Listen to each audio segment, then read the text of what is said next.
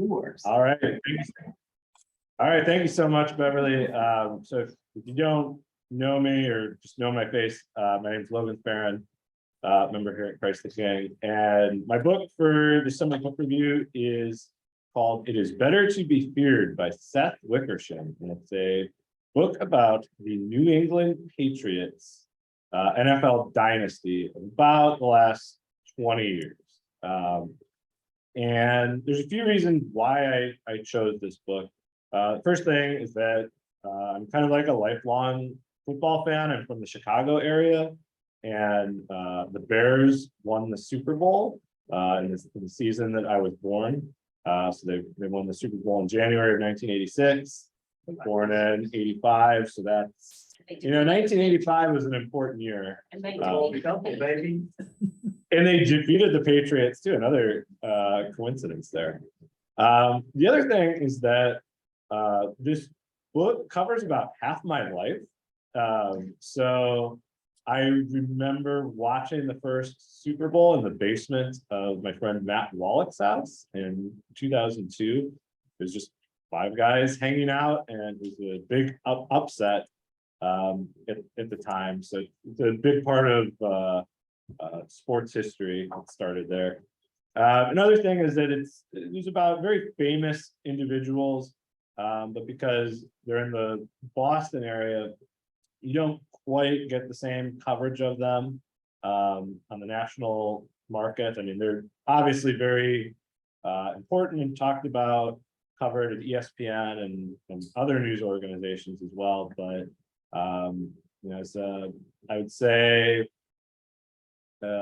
somewhere between a casual and a fluent NFL fan. I'm not reading Boston area sports writers. The other thing that really appealed to me about this was, I like the writing of authors like David Halberstam, Michael Lewis. So there's a lot of really good sports writing out there. And this struck me as something that might be in the vein of Breaks the Game or Moneyball.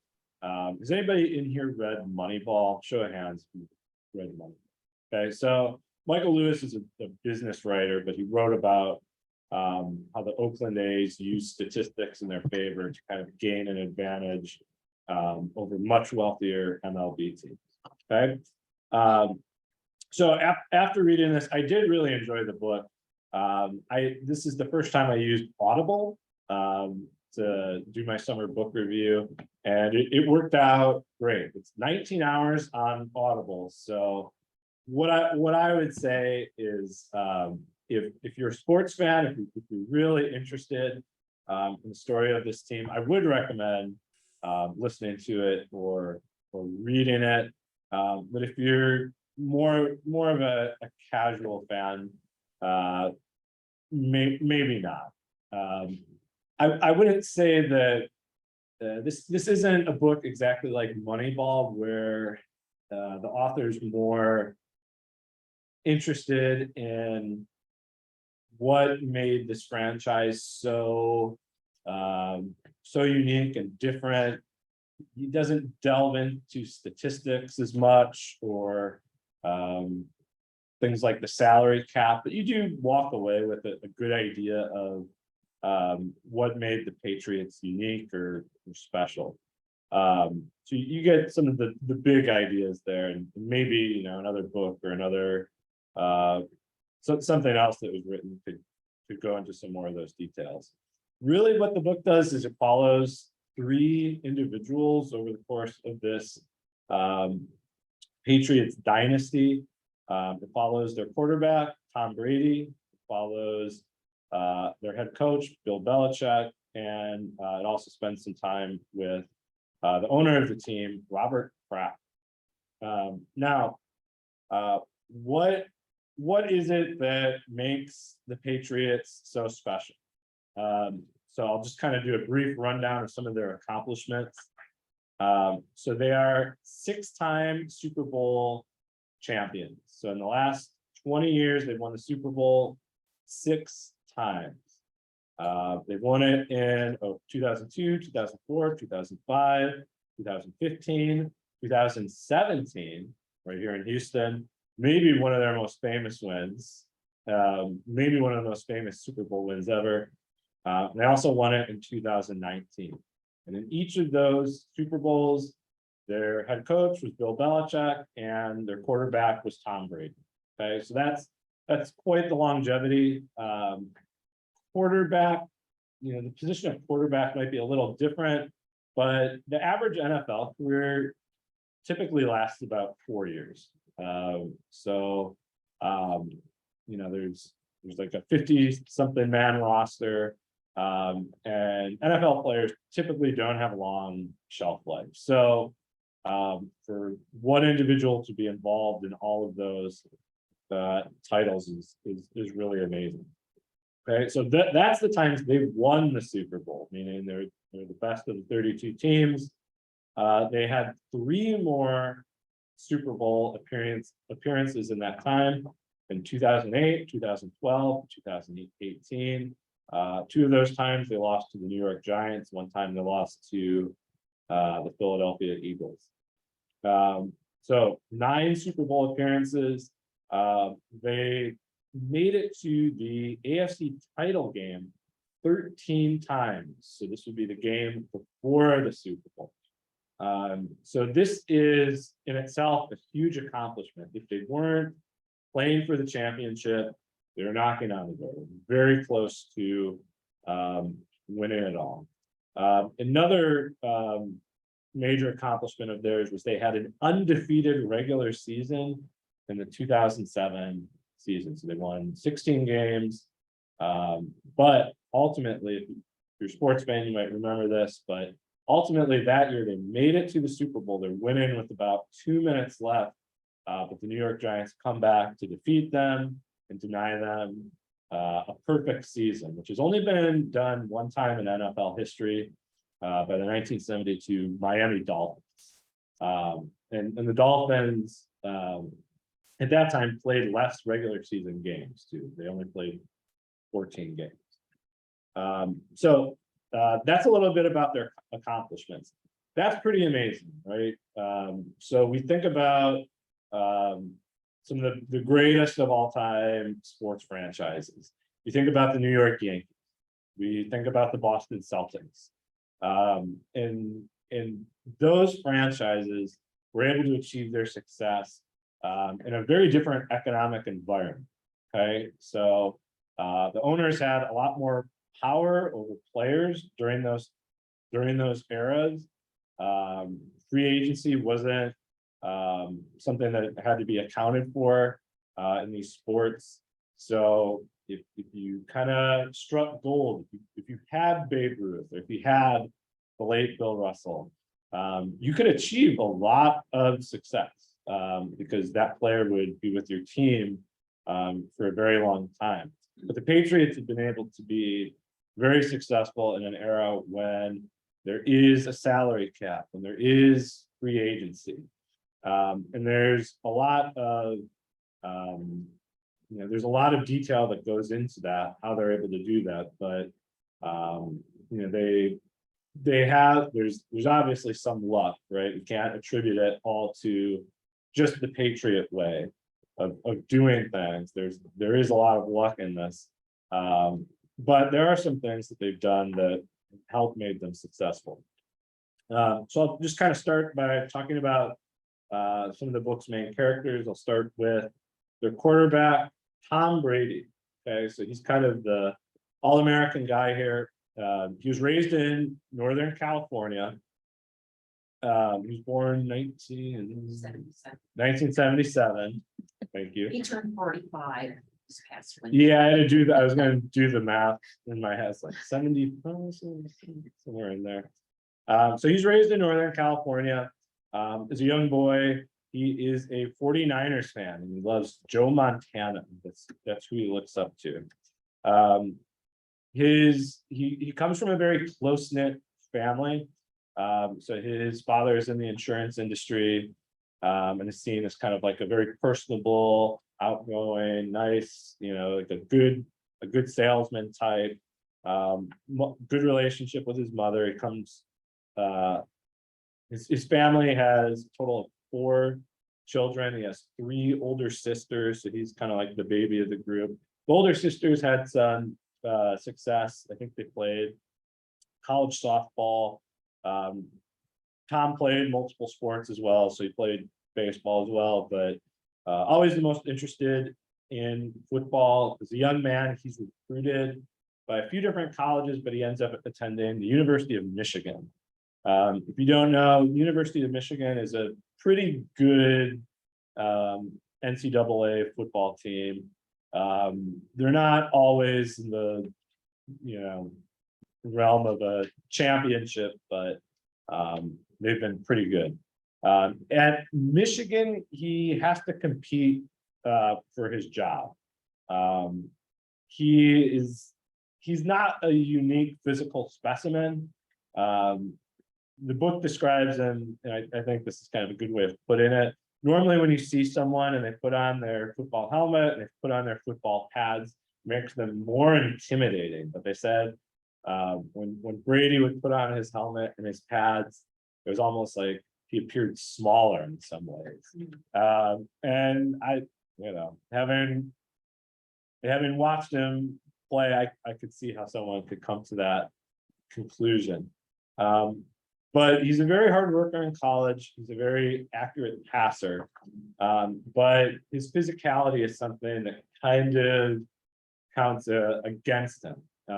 When the NFL draft comes around in 2000, he's not at the top of anybody's board. And he falls to the 6th round. So he's picked 180 something. There's 199. 199. Good. This is good. Yeah.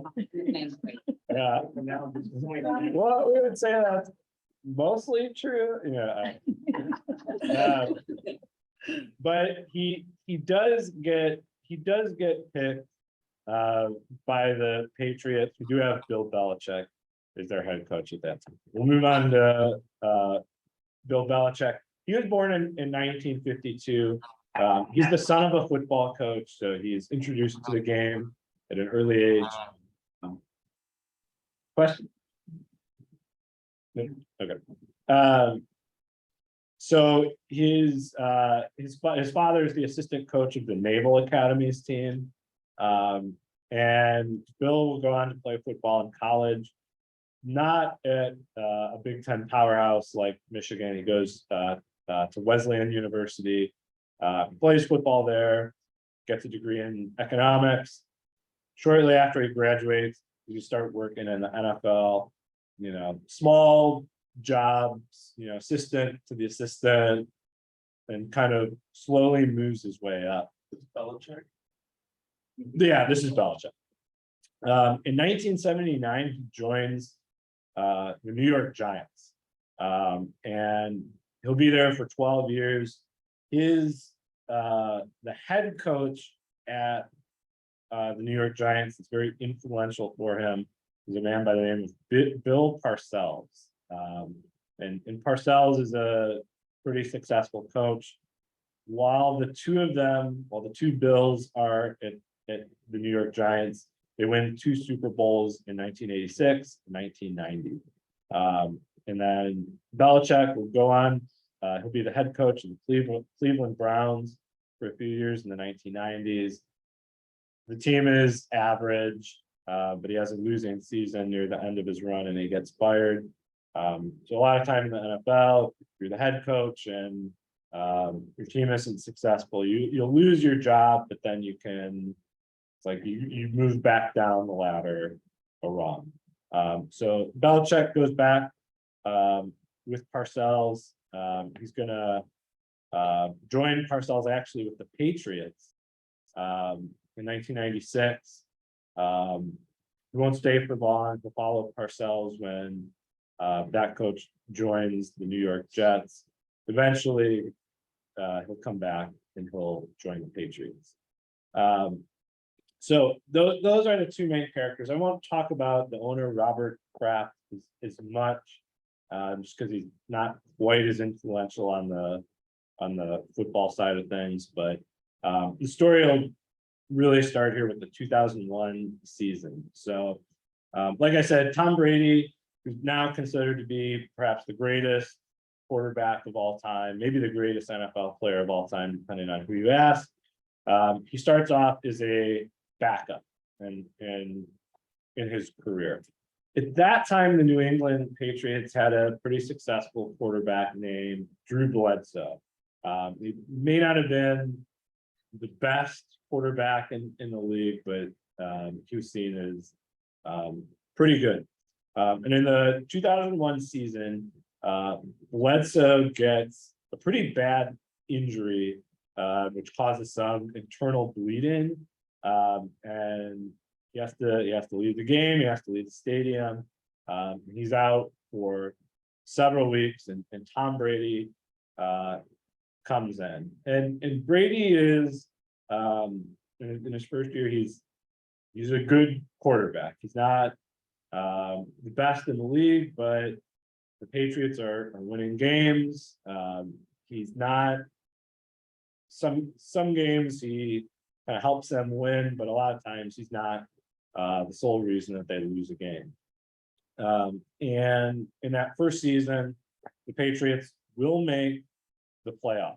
And there's a little bit of fun NFL history here. Maybe the first of what we call the Patriots controversies occurs in Brady's first season. We call this the Tuck Rule game. So there's a very snowy playoff game where the Patriots are playing the Oakland Raiders. The Oakland Raiders are favored to win this game, but late in the game, Brady appears to fumble the ball.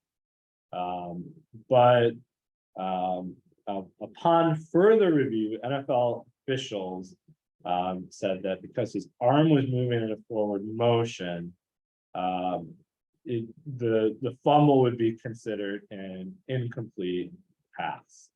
I don't have a video pulled up for this one, but it's kind of like their first nice break. So they go on to beat Oakland, and they actually make it to the Super Bowl in Brady's in this first year that Brady's playing. And at this time, the team to beat is the St. Louis Rams, and the Rams are heavily favored to win this game. They have a very high-powered offense, and early on in the game, the Patriots do a great job of defending against this offense. And one of the things that has helped make the Patriots successful is the coaching style of Bill Belichick, where he's going to aim to prevent an opposing team from using their best attribute, whatever it is. So whatever he thinks makes the opposing team the most successful, he will put additional resources against whatever that is. So for the St. Louis Rams, the running back, Marshall Faulk, who is extremely fast. He can catch the ball very well. He can run the ball very well. So he might do double teams or set up the defense to try and stop him. And it works. The Rams aren't able to really get things going with some of the other offensive players. And early on in the game, the Patriots have a lead. The game eventually gets tied up. Tom Brady gets the ball back with a few minutes left, and he's able to execute what would be a game-winning drive, and it's something that he continued to do throughout his career. So he's able to get the Patriots back to about the Rams' 30-yard line, and they're able to kick a game-winning field goal as time expires. So it's kind of a Cinderella story. This kid drafted in the 6th round, defeats, goes in, leads his team to a Super Bowl win. And this is happening, I think, February of 2002. So this is just a few months after the 9/11 attacks.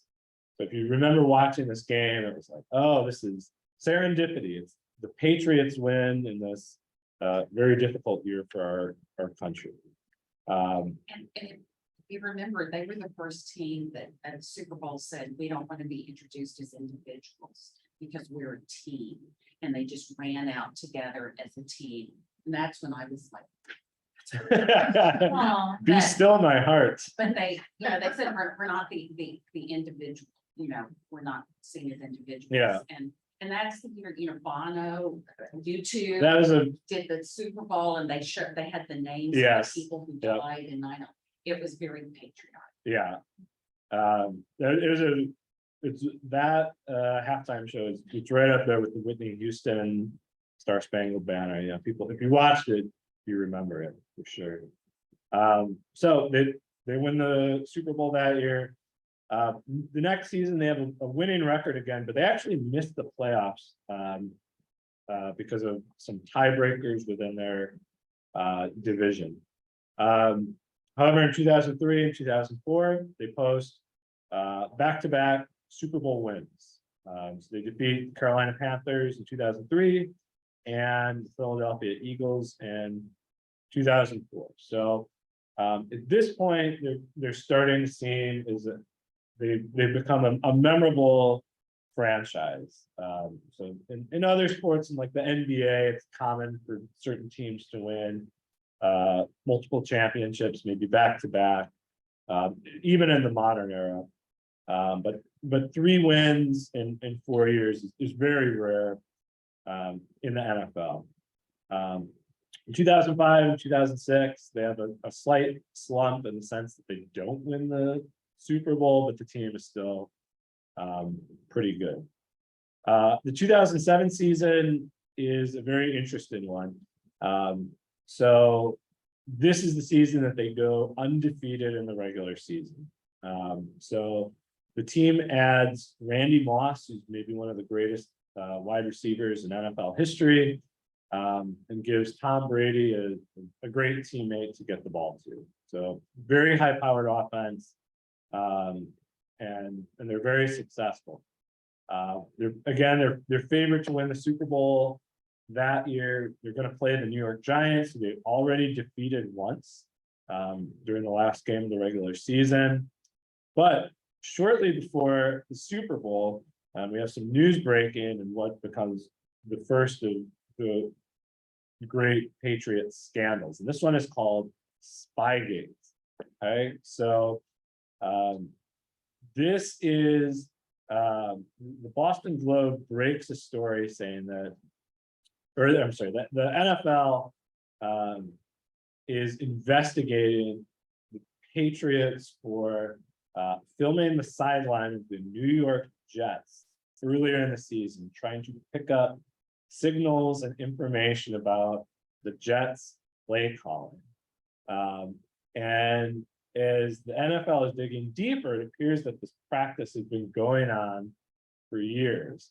And there's some talk and speculation that the Patriots may have done something similar to this prior to that 2002 Super Bowl. And there's a story that the St. Louis Rams were practicing at a facility, and prior to the Super Bowl, the one team gets to practice for a while, and then the other team can come in and practice when they're done. Because again, all the Super Bowls are at a neutral site.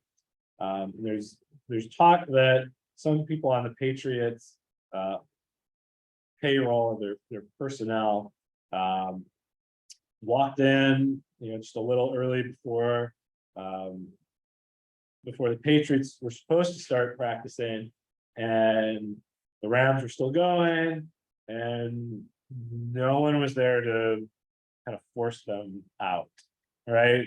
So there were Patriots personnel observing this practice. Some have said that maybe there was some filming done. Ultimately, a person knowledgeable, or a New England person, said, we watched, but we didn't film it. Although that's it's hard to tell for sure, because the Patriots had a turnover, film to the NFL. The NFL watched it and destroyed the film after they had it. Ultimately, what happens is the NFL is going to fine Bill Belichick $500,000 for this. So, pretty harsh financial penalty there. It's the largest financial penalty that the What NFL. was his salary at this time? That's a good question. I mean, I'm sure it's at least 6 million. Yeah, so I'm guessing it's probably somewhere in the 5 to 20% range of his annual salary. Yeah, to put it into perspective. So the story breaks prior to the Super Bowl. The Giants stay in the game, and they actually have a game-winning drive near the end, and they defeat the Patriots. So they deny them that perfect season. So if you weren't a New England fan, I think a lot of America was rooting for the Giants at this time. The next few years after this, the team is successful. In 2008, Tom Brady has an injury which takes him out for the entire season. The team doesn't have Super Bowl appearances over the next few years, but they're still good and in the playoffs. But Peyton Manning is pretty successful. The Pittsburgh Steelers are pretty successful at this time as well. In 2012, the Patriots reached the Super Bowl again, but once again, they lose to the New York Giants. So there's maybe around this time, there's a negative aura surrounding the team. And I can't help but kind of think, all right, maybe this is kind of what surrounds the Astros, right? So the Patriots have won their championship. It's been sullied some, it's been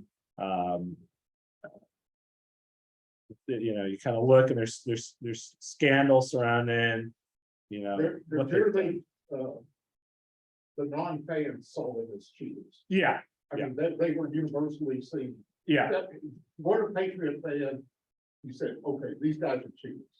yeah. Now But people like Jimmy Johnson said that the Cowboys did it too, that everybody was. doing it. there's it's in the book we'll talk about this. The book will talk about this as well, right? So like in the I don't know if it's the 60s or 70s, some other NFL teams are trying to use radio reception to tune in to the communications between the coaches and the quarterback. I don't think what the Patriots did was not universally done by 32 teams, but there's also a lot of talk of, well, the Giants did this back in the day, and so did this, and it's kind of like, all right, so we have the Astros scandal, and then it comes out a little bit later. What's going on with the Red Sox Apple Watches? Well, were they getting queued off? And the Yankees. And the Yankees as well, right? Well, at that level of sport, there's a phrase commonly thrown about, if you ain't cheating, you ain't You're not crying. crying, yeah. Yeah, and I mean, it's just, there's so much on the line. Yeah. It's like high stakes quarterly reports almost in corporate world, it's. Yeah. So they lose the Super Bowl again, they look mortal. And that's kind of like the what we call, like, you could divide the Patriots dynasty into a couple of eras here. Maybe after the Super Bowls with the Giants, you could call it one era. But around this time, the Patriots have a tight end named Aaron Hernandez, comes from the University of Florida. And if you watch the NFL, you know that NFL has a lot of issues with discipline and players committing crimes, right? theft, violence, domestic violence. And Aaron Hernandez was a successful player for the team, but he's not seen as someone with great character, and he was 2000. You might have to help me with the year. I think 2013 there was a murder committed, and he was arrested for that murder shortly after. So this is around a time in the NFL where we have a very high profile domestic violence case with Baltimore Ravens running back Ray Rice. And initially the NFL gives Ray Rice a brief suspension for this. It's kind of, the message is initially garbled, but we know that there's some incident with Ray Rice and his wife. But what happens is the incident took place in a hotel, I think, and there's security camera footage, and that footage gets leaked, and it's horrible to watch, but Ray Rice essentially punches his wife in the face and attacks her, and I think at this time, people are really getting a look at. This is around the time I started referring to the NFL as the notorious felons league. Yeah, He only got a little slap on the wrist. Yeah. It was all Ray Rice time. Yeah. So it's around this time that we're starting to look at the costs of football, right? And Aaron Hernandez, the Patriots player, is arrested for this murder. There's a documentary about it. I think it's on Netflix. You can watch it. I won't go too much into the details. I want to point out though that in the brilliant marketing, Robert Kraft knows how to market. He's very smart. Yeah. And he had a weekend where if you had an Aaron Hernandez jersey, you could go to the Patriots Pro Shop and trade it in for any other jersey that you wanted. He wanted to wipe that clean. And so he took that hit on the merchandise that said, we don't associate with this guy. We didn't realize he was this bad, and that was just a really good marketing that he did. I guess I did see, I don't know if it was the same documentary, but yesterday on one of the channel reels, I think I happened to be surfing and I did see this show about Eric Hernandez. And the bottom line is that, to me, it kind of represented everything that's wrong or potentially wrong with the NFL. He grew up dysfunctional. He was abused as a child. He went to the University of Florida that covered up a potential murder that he was involved in.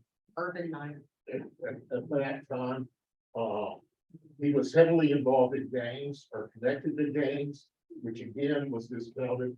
He was using drugs. He was most likely a closeted gay man. But when he got like an extension on his contract with the Patriots, he donated like $50,000 to a scholarship. He was good at playing being a good guy, and the Patriots are really stupid that they well. He probably suffered from CTE. He may have had HIV. He was afraid that would be leaked, and that they interviewed in this documentary. They interviewed Ron, real quick. Does everybody know what CTE is? Okay, so CTE is like a brain damage associated with repetitive head injuries. It's common in the NFL. Or much more common. In the NFL. Right. It's repetitive. Yeah. So anyway, it was a mess. Yeah. And whether they recognized it or not, you could certainly think that they should have. Yeah. And it happens at a time when I think more and more people are becoming aware of the cost of football. And it's always been there, right? you could look at Sports Illustrated and they talk about, Johnny Unitas is an older man, he could not use the right side of his body, I would say, like he couldn't move his right arm anymore, right? So the Patriots are not, immune to this, even though they're seen as a successful organization. During the second, we call it the second era of championship runs. In 2014, the Patriots reached the Super Bowl again. They play the Seattle Seahawks, who are a very successful team. They won the Super Bowl the previous year. The Patriots win on a last-minute interception. So it looks like the Seahawks are going to score with time expiring, and the Patriots make an interception to win the game. Around this time, this is also the second big Patriots scandal, which is called Deflategate. So they all have gate names. NFL quarterbacks are given some latitude in preparing the balls that they use. So some like balls to be heavily inflated with air, some like them to be less firm. They use a variety of substances on them to kind of help them with their grip. But the NFL has a range of PSI pressures that And notably, the two teams don't use the same ball. correct. Each Yeah. team has its own set of balls that they use. Yeah. You can see where this is going. So during the 2014 AFC Championship game, the Patriots won this game big. They won it like 45-7, beating the Indianapolis Colts. But Tom Brady threw an interception, and one of the Colts players got the ball and took it to the sideline and said, "Hey, this feels kind of light to me." And they took it into the NFL office in the stadium, and they measured it. And it was underneath the league's prescribed PSI. But it also has been out in the cold. There is, Oh, that's interesting. if I you think things get wrong, or I think things get wrong. if you have Tires. if you have Yeah. a few hours and a better grasp of physics than I do, you can look at the Deflategate Wikipedia page, because there's Emphasis on a few hours. yeah But I want to point out Yeah. that during this whole trial where they put, Tom Brady on trial, there were, like a bunch, like 20 different professors from like MIT, Stanford, who said, you need to review the science, because the NFL hired a company that was known for climate denial to be the ones who investigated Deflategate, okay? And so I'm just telling you, it really touches them. these professors were saying, I haven't even the gotten to Trump science backs, okay? yet. So check it out, make up your own mind. Not about climate science. I think that's fairly stuff.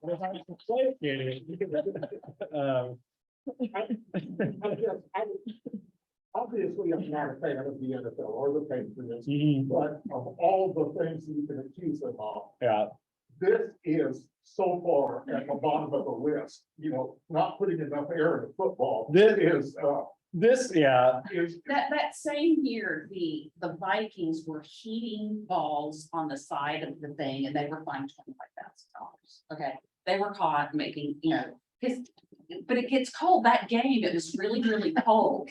And your tires, when it's freezing cold, you have to add some air to your tires, so. yeah. Yeah. Well, let's give them a pass. so Let's talk about Trump. Yeah. You can, we've got Princeton science, we got MIT, everybody's looking into it. Long story short, a lot of other NFL quarterbacks have admitted to overinflating or underinflating. This is kind of seen, it's if it were another team, it probably wouldn't have been seen as big of an issue, but the NFL, some people are kind of, looking at the NFL to do more this time because of the Spygate scandal the first time. So ultimately what happens is Tom Brady gets suspended 4 games.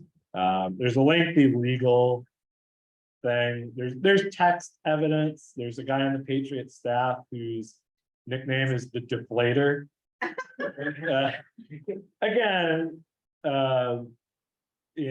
there's how much this influenced the outcome of the game. Probably not much, but we'll go from there.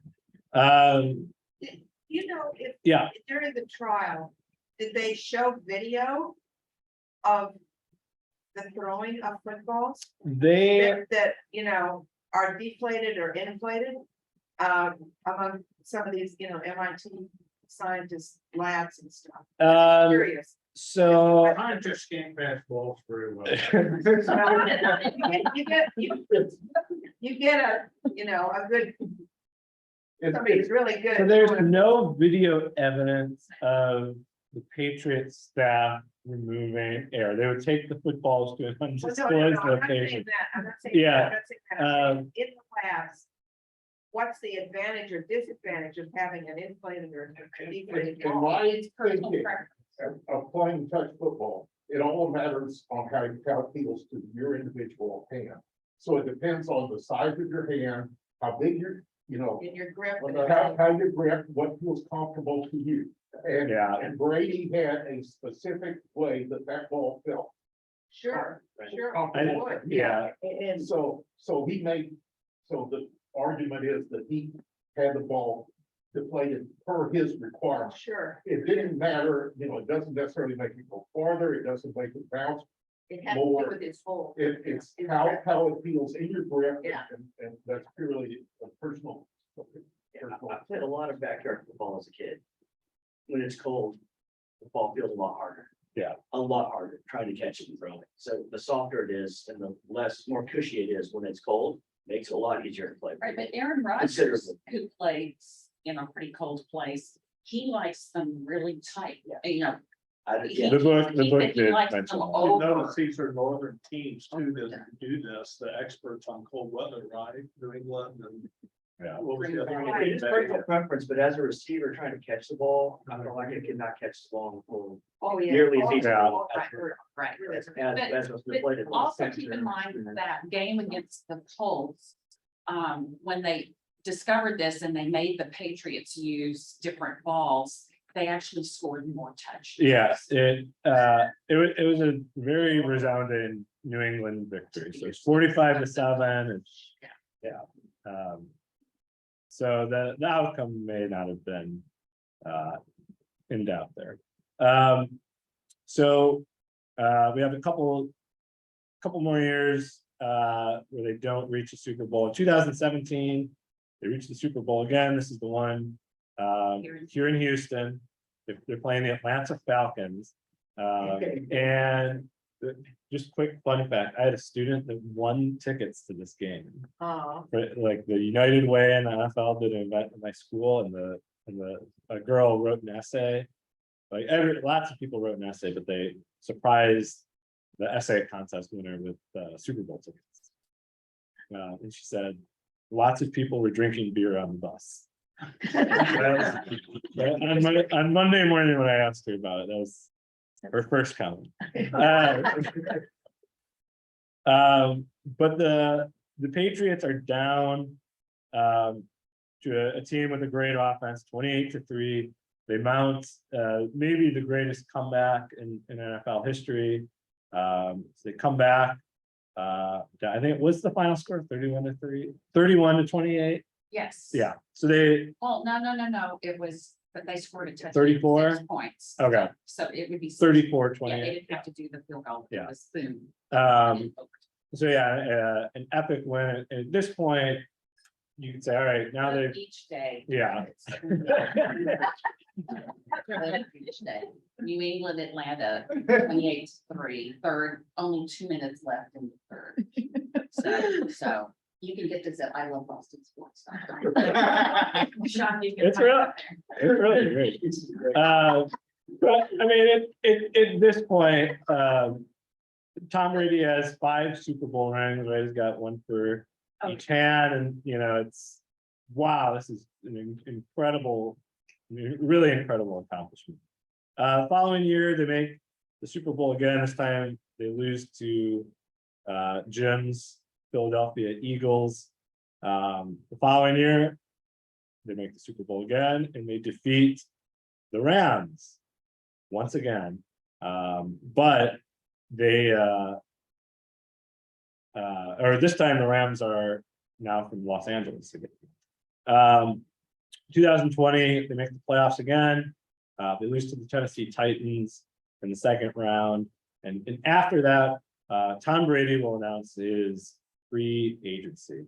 So there's a couple of things that have gone on in that time. So after Tom Brady gets suspended for Deflategate, the Patriots have a young quarterback that takes over named Jimmy Garoppolo, who's good. He's not the best quarterback in the NFL, but he's liked by the New England coaching staff, and he does pretty well. And one of the things that the Patriots have been successful with is personnel moves. They're seen as a team that will cut a good player early to save money. So if somebody is pretty good, they're not afraid to sever ties with that person, so they're not stuck paying a large salary later on, right? So it gives the team some more flexibility. And at this point, knowing that this is kind of Bill Belichick's way of running the team, there starts to become a division between him and Tom Brady, right? So they get along pretty well prior to this point, but Brady kind of understands, oh, well, I've already had a very long and very successful career. You know, Belichick is, you know, probably looking to move on from me at this point. And it creates some tension. Belichick is not as effusive with his praise in the media as he probably should be, and this is getting back. He's never been. Yeah. But if there's one person he'll kind of praise, it's Brady. So there's some split between the two there, and there's like a triangular power struggle between Belichick, Brady, the quarterback, and Kraft, the owner here, where they're kind of, you know, both trying to get kind of Kraft on their side here. In 2016, the Patriots again made national news a few weeks before the election. Then candidate Donald Trump read a very nice letter that was written to him by Bill Belichick during a campaign stop, and that becomes a big distraction for the team. Lots of players on the Patriots are very against this, and they're kind of known for limiting distractions in a lot of ways. Yeah, they've had their scandals, but you know, there's kind of a sense of unity in the locker room for the most part. This kind of is just destroying that. The owner is Robert Kraft, is a Trump supporter. Belichick, you know, says I have a personal friendship with the man. I'm not very political. If you want to see a very funny, maybe we'll just play the YouTube. That might be the one clip we play. It's a very funny press conference that he does shortly after the letter's released. We just kind of says, this man is a personal friend. I'm not a very political person. I don't choose my friends based on politics or religion. He very tersely tries to get the media to talk about the upcoming game with not much success. During this time, Tom Brady is also kind of expanding into the business sphere. So one of the keys to the Patriots' success is Brady's longevity as quarterback. Like I said, the average NFL player has a career of about 4 years, and Brady's been there, for more than 10 years when he starts developing something called the TB12 method with a nutritionist, an outside nutritionist. And Brady, Brady's probably 2 standard deviations, when it comes to NFL injuries, right? So he's been fortunate not to get injured too much, but he starts, kind of publishing materials, a lot of which could be seen as pseudoscience. If you drink enough water, you can avoid a sunburn. Brady also kind of believes that your diet and your conditioning can prevent concussions, which I'm not sure that there's any basis in science for that. And that's kind of seen as a wedge. After the Trump news comes out, I think there's a "Make America Great Again" hat in Brady's locker.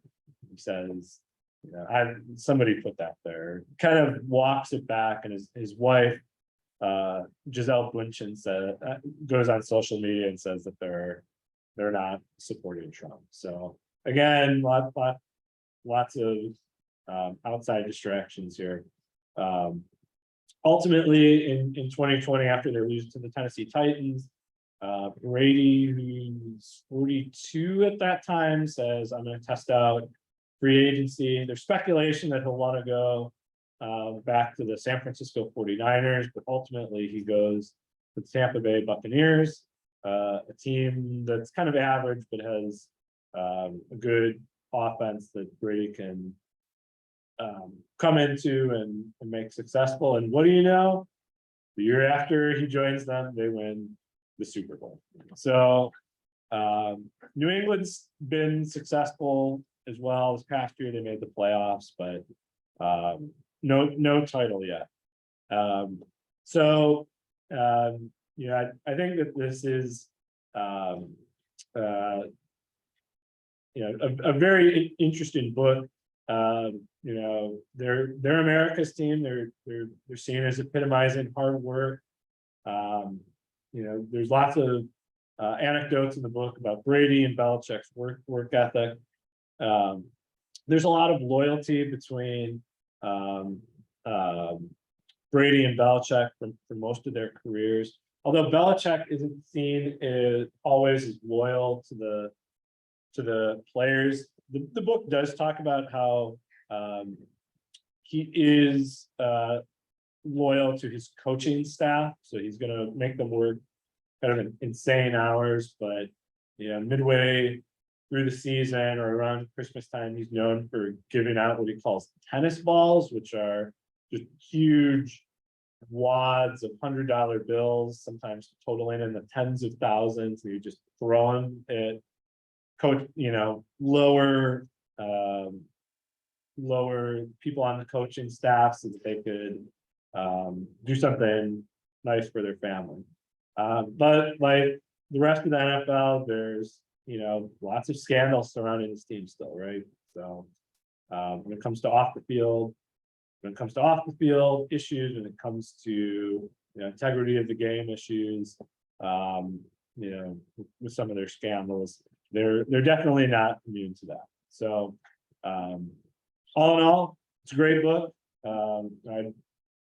Well, I have a question Yeah. about the title. I love the Yeah, title. yeah. So reference there, it's better to be feared. Yeah. Yeah, we you have to And answer that. So. I'd be- My I job. just, yeah. Yeah, I can't remember No there- specific, it does come up, it's, you know, it's the old Machiavelli quote. It comes up one point in the book. I can't remember exactly You know, who says it. as I was thinking about that, I kind of see that as a Trumpism. You know, I mean, to me, Trump is a bully who would say something like that. You know, and, you know, I mean, that's a bully's mentality. It's better to be feared than loved. You know, that's a motto of a bully.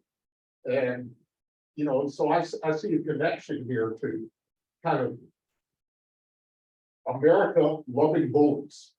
We kind of maybe secretly aspire to be bullies. And I think that's basically the attraction of Trump. And I won't necessarily say this, but maybe also the attraction of the love of certain successful sports. I think you can, I'll say this about the title. The title is not necessarily a running theme through the book, but it is a great title. So if you walk into the Patriots locker room, there's no big banner that says it is better to be feared than loved, right? The Patriots famous phrase is do your job, right? Each individual on the team has to do their job, right? So if you're Brady, you gotta throw your accurate passes. If you're defensive lineman, you gotta stuff a running back at the line of scrimmage or for a loss. What I think is what helps make it a great title is NFL teams fear the Patriots. They're incredibly successful in the regular season, in the postseason, in a way that a lot of sports franchises have not been able to be in the modern era, especially in football. When people give me a hard time about being a Patriots fan, I always tell them that I like intelligent. And it's rare for them to do something stupid, you know? So they understand the importance of the O line, you know, and all of these finer points. And so it's not about being a bully or, you know, or whatever, but it's intelligent. They do a lot of things intelligently. And there is and you can kind of, look at this book and there's parts of it where you can look at it like a choose your own adventure, right? So you're reading this, hey, it's 2002 Super Bowl, Patriots staff walk into the practice facility and they see the Rams still going. There's no one there. No one's asking them to go out. They can see what they're practicing, right? You know, you have to decide your own. Okay, if I go to page 65, I stay and I watch what the Rams do, and now maybe I know some of the things that they're going to line up, right? Or I can exit. You know, no one's watching, and this, but I'm following the rule. I'm not supposed to be watching this, the team practice, right? Does that influence the outcome of the game?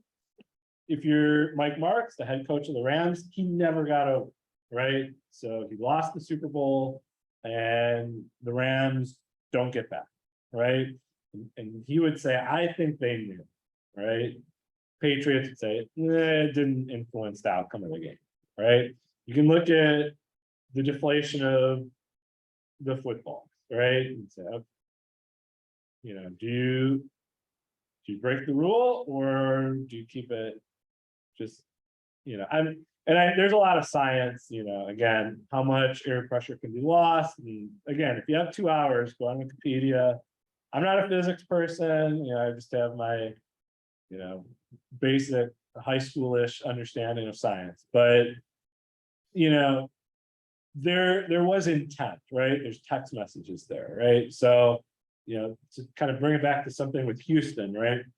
Okay, Deshaun Watson is a, horrible criminal, but he's not going to get convicted in a courtroom because maybe because of the time limits on bringing charges, but you look at messages that he sent, right? It's very clear that, you know, he's a serial abuser. The paint, you know, letting a little too much air out of football is an entirely different realm, but yeah, it's pretty clear that, okay, we're gonna kind of push it to the limit here. And there's other things as well, right? So one of the things I think that make Brady come across very well in the group is he cares about his family a lot. So he's very close with his parents, you know, and he really likes his kids and his wife as well. He is a workaholic for sure. But you know, he's talked about, you know, there's lots of references to being a good member of his family, but same time, he's also pushing the team to bring on Antonio Brown, a wide receiver with a lot of legal baggage, and it at a point where it's not really acceptable in the court of public opinion. You know, he's bringing on a player that already has a very bad reputation. So I think it's a lot of times the Patriots will, you know, they'll choose the option that makes them feared, even if they're not loved. A lot of their success comes from basic execution and sound strategy, but there's also something that makes them less endearing than perhaps, say, your Golden State Warriors, right? And if you look at other very successful, you know, athletes, like you can read a book about Michael Jordan, you can go, ooh, you know, I love Michael Jordan. So I can't help but love Michael Jordan, but you know, he was an intense competitor, which would, and he would take things too far and bully. They didn't talk into I'll use the term, but it's not, I mean, the Moneyball-ish aspect of the way the Patriots would do things. That's where the book I felt was more lacking. It's more biographical. It could use some more of that statistical. There's an economic argument that they've handled the salary cap better than anyone. Right, Yeah. but they also. Yeah. Cutting salary. Who said there's no special room in Canton for who made the most money. Yeah, Andrew, he would take less He money would. so that Right. they could get good guys But around, but it's not, as opposed to Peyton Manning who wanted to make the most money. right, but it's not, also, it's not just Tom Brady, though. The whole team is kind of operates on that level, right? At the It- and that's why they don't keep people for the next contract. Yeah. Very often. yeah, And that's why every team does this in the NFL, but they were super hyper about your job on this play was to do X. yeah, If you go outside of X, you get in trouble. And that goes way back even to Vince Lombardi in the first Super Bowl, the player who knocked that pass down in the end zone got a -2 for the play because he did the wrong thing. Like he was supposed to be over here doing this. Yeah. Back there and knocked the ball down instead. And they won the Super Bowl, but he still got a negative rating on the play because he didn't do his job, right? yeah, Covered for someone else not doing theirs. And Bill Belichick did not like, I mean, he really stuck to the system more than most people are willing to. yeah. That's absolutely true, and I'm glad that you bring that up about Brady, because yeah, he would take less money than would be expected of someone with his performance, and that would help give them salary He cap did that flexibility. even when he had won 3 out of 4 and he was 25 years old. You Yeah. know, he would do that. And so his ego, he understood that, you know, he was really smart about the money part of it. So, and I don't think he gets much credit for that, but.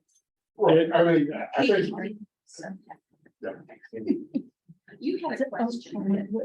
Yeah, you know, like under the radar, is a fad in Houston, you know, that there's even a restaurant named Under the Radar.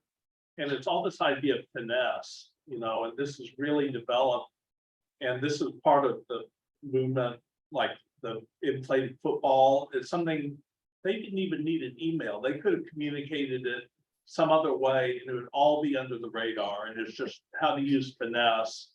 And it's so admired in our culture now, that everything is just subtly under the radar, where you can't really prove it in court, and you can't. Well, Hmm. I have one more comment, but I think we need to, Yeah, all right, thank you to No, everybody. no, one more comment, go ahead. Oh, Oh, okay. yeah. Well, I was gonna say, And then we- the Patriots personnel who were caught taping the Jets from the stadium. So, you know, if you're in an NFL stadium, you've got like, you know, heavy duty camera equipment. You're gonna need like a credential, right? It can't just be like a fan with like the big camera out there. So they didn't put those people, they didn't put those people in Patriots gear, obviously, because, you know, they would have been Yeah. focused like this on the Jets defensive coordinator, just clearly following someone around on the sideline the whole time. What they did was they dressed them, you know, they had jackets on and or badges that said Kraft Enterprises. So the owner of the Patriots is Robert Kraft, right? And there were Kraft Enterprises. That's so, you know. It's kind of hilarious, right? You know. Okay, it's very clear who you're working for here, but you know, not too stealthy. Thank you. Yeah. Yeah, I think we got to. All right, thank you. Christine Wallace, this has been very entertaining. We haven't laughed this much in a while too, but Christine Wallace is up next week, a little more somber, Unbelievers, an Emotional History of Doubt by Alec Ryan, and then Carolyn Jacobs, Preaching in Hitler's Shadow follows that. And then we finish off the summer. We've had great variety. I know Linda and Marianne been part of that. It's a great variety of books. Thank you so And- much, and Logan. Christine's book is on the shorter side, so if you want to read it before come in, if you do Audible, it's only 8 hours. So So, yeah, check it out. should be, yeah, very good. So thank you again, Logan. This has been great. And then we finish up the year with John Bowles on the Jefferson Bible. So 3 more weeks, great weeks. So thanks, everyone. Have a wonderful week. No one wants to be after John. It fell that way, but yeah. Thanks. I've had, I'm like, oh my gosh. I'm so-